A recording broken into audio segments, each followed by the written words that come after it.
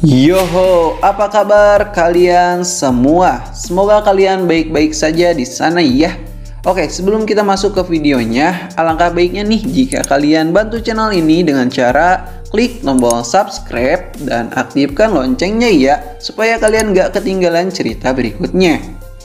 Di awal chapter kali ini kita diperlihatkan kelanjutan pertarungan Beilang versus si kucing barbar, di mana Beilang sebelumnya menahan serangan si kucing barbar dengan tubuhnya sendiri. Namun serangan itu tidak membuat tubuh Beilang bergeming sedikit pun. Si kucing oranye pun terus-menerus menyerang Beilang, akan tetapi tubuh Beilang tidak bergeming dan tidak tumbang-tumbang.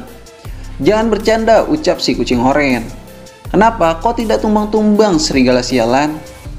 Xiaoyi pun mulai khawatir dengan keadaan Beilang. "Minggirlah dari jalanku, serigala sialan."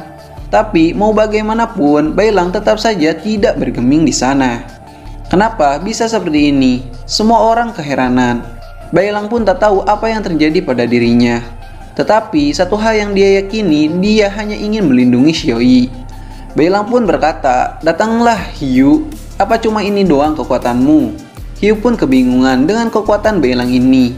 "Kekuatan apa ini? Aku belum pernah melihatnya. Jangan-jangan apa ini kekuatan keinginan dia untuk melindungi naga betina itu? Sial, semua seranganku tak mempan baginya." "Ada apa Hiu? Kau takut denganku sekarang?" ucap Beilang. Lalu Beilang pun meloncat dan menggigit Hiu.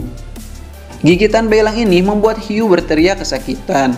Kekuatan serigala Beilang pun sudah bangkit, ucap Xiaoyi. Jiwa serigalanya muncul karena keinginan dia dan tekad dia yang kuat untuk melindungiku.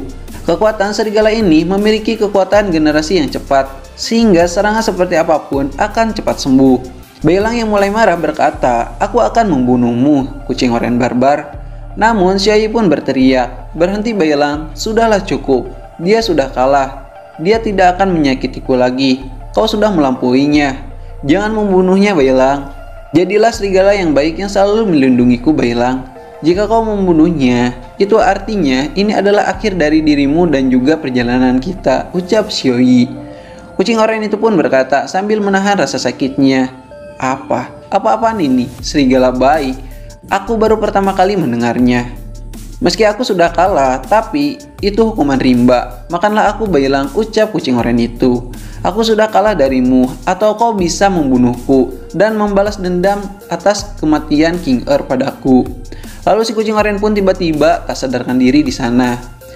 "Xiaoyi, terima kasih kau sudah mengingatkanku tadi," ucap Beilang.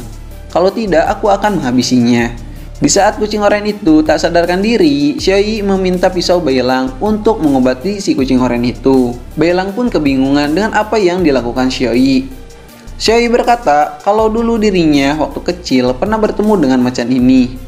"Kau tahu Beilang, kau, aku, dia, dan juga Dewa Bumi ditakdirkan di dalam salju yang sama. Kita berada di tempat yang sama pada waktu itu."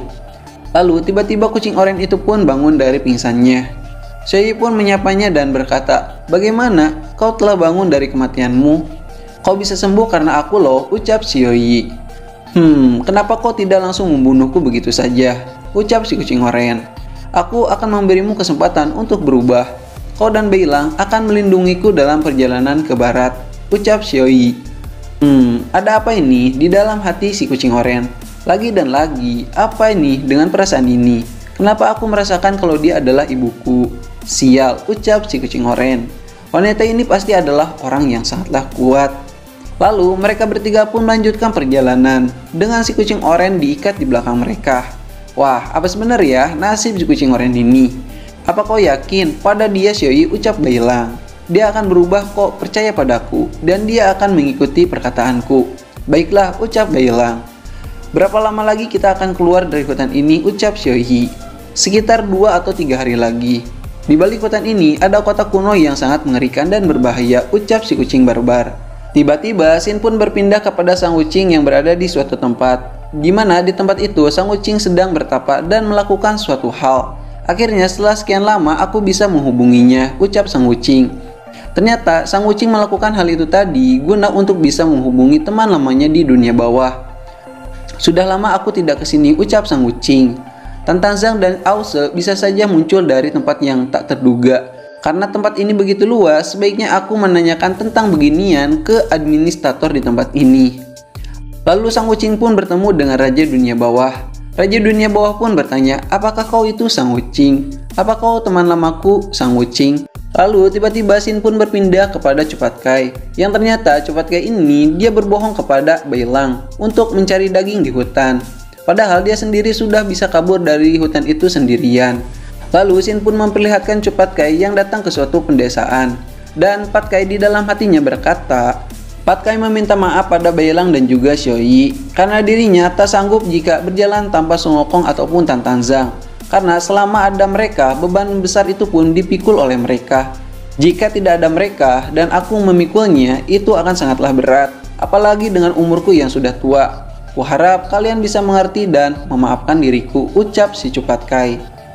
Di saat itu, tiba-tiba di depan Cupatkai ada seorang manusia yang dipalaki sama iblis-iblis di sana. Akan tetapi Cupatkai datang dan menyelamatkannya. Lalu Sin pun berpindah ke Istana Langit, di mana kekacauan sedang terjadi di sana. Semua para dewa panik di sana. Istana Surga, bagaimana situasinya sekarang? Penyusup sudah berada di Kuil Yulin. Dia dikepung oleh beberapa divisi. Tentara lapis baja emas pun sedang dalam perjalanan, ucap tentara langit itu. Jika benar-benar itu Sun Wukong, kekuatan itu tidak akan cukup untuk menghentikannya, ucap Dewa Guan Yin. Kami meminta bantuan saat kami berbicara, ucap tentara langit. Tidak. Hal terpenting sekarang adalah mengevakuasi siapapun yang tidak memiliki kekuatan tempur jauh dari surga ini. Kita harus bergerak cepat, ucap Dewa Guan Yin. Kalian akan memimpin para jenderal tentara dewa dan memegang posisi kalian masing-masing.